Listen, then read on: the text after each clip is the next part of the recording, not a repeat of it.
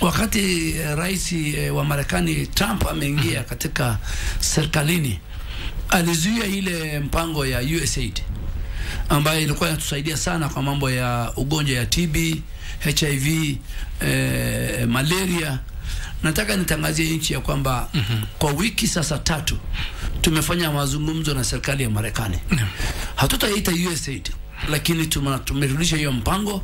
Nafikiri na kwa wiki moja tutakuwa nchi ya kwanza bara la Afrika kuiweka sahihi ile 1.6 billion US dollars.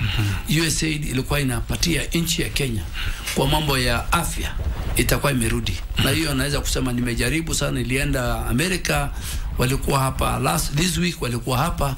Tumebaki kidogo, lazima muone katika mtandao mimi na waziri Mbandi, waziri wa foreign affairs, tukikaa na hawa.